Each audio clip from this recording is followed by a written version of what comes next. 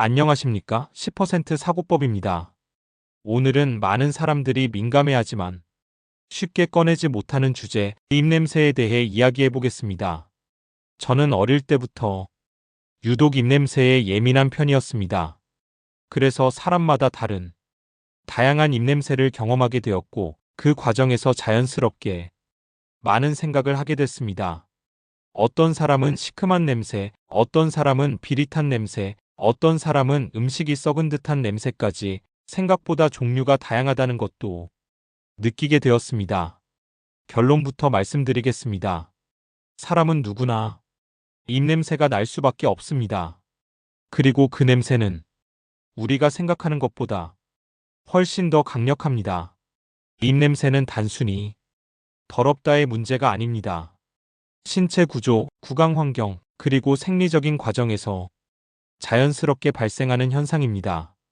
대표적인 원인을 보면 위장에서 올라오는 냄새, 침 분비 감소로 인한 구강 건조, 수면 이후 아침 입냄새, 음식 섭취 후 남는 잔여 냄새 등이 있습니다. 여기에 더해서 흡연, 음주, 스트레스, 그리고 특정 질환까지도 입냄새에 영향을 줄 수 있습니다. 특히 아침에 일어났을 때 나는 냄새는 거의 모든 사람이 경험합니다. 그 이유는 잠을 자는 동안 침 분비가 줄어들고 구강 내 세균이 빠르게 증식하기 때문입니다. 침은 원래 세균을 억제하고 입안을 정화하는 역할을 하는데 수면 중에는 이 기능이 떨어지면서 냄새가 강해지게 됩니다. 이 과정에서 휘발성 황화합물, 즉 VSCS라는 물질이 증가하게 됩니다. 이 성분은 썩은 달걀 냄새와 유사한 특성을 가지고 있으며 입냄새의 핵심 원인으로 알려져 있습니다.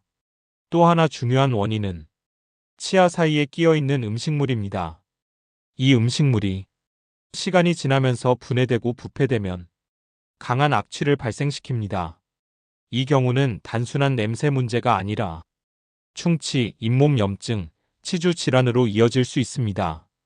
많은 사람들이 칫솔질만 열심히 하면 충분하다고 생각하지만 이건 큰 착각입니다.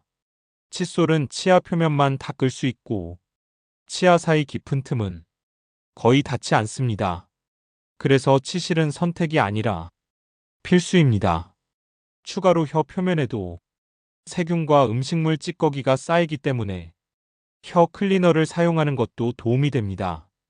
이 습관 하나로 입냄새뿐만 아니라 치아 수명 자체가 달라질 수 있습니다. 그리고 또 하나 굉장히 강력한 원인이 있습니다. 바로 편도결석입니다.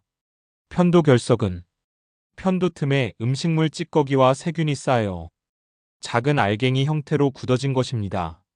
이것은 상상을 초월할 정도로 강한 냄새를 유발합니다. 실제로 맡아본 사람들은 음식물 쓰레기보다 더 심한 냄새라고 느끼는 경우도 많습니다. 심한 경우에는 말을 하지 않아도 숨만 쉬어도 주변에 냄새가 퍼질 수 있습니다. 편도결석은 자연적으로 배출되기도 하지만 자주 생기는 경우라면 이비인후과 진료가 필요합니다. 무리하게 도구로 제거하는 것은 상처를 유발할 수 있기 때문에 주의가 필요합니다. 입냄새는 남자, 여자, 어른, 아이를 가리지 않습니다. 누구에게나 발생합니다. 하지만 사람들은 이를 개인 위생 문제로 단순화해서 판단하는 경우가 많습니다. 그 결과 입냄새가 나는 사람을 무의식적으로 피하게 되고 불쾌하게 느끼게 됩니다. 심한 경우에는 인간관계 자체에 영향을 주기도 합니다. 특히 연애관계에서는 이 문제가 훨씬 더 민감하게 작용합니다. 서로에게 좋은 모습만 보이고 싶은 관계일수록 작은 냄새 하나가 큰 거리감을 만들 수 있습니다. 결혼 이후에도 키스를 피하게 되는 이유 중 하나로 입냄새가 언급되는 경우가 있습니다. 결국 중요한 것은 완벽함이 아닙니다. 관리하려는 태도입니다. 아침에 일어나자마자 바로 대화를 하기보다는 간단한 가글이라도 먼저 하는 습관, 식사 후에는 가능한 치실을 사용하는 습관, 물을 충분히 마셔 구강 건조를 줄이는 습관, 그리고 정기적인 치과 검진까지 이런 기본적인 관리가 생각보다 큰 차이를 만들어냅니다.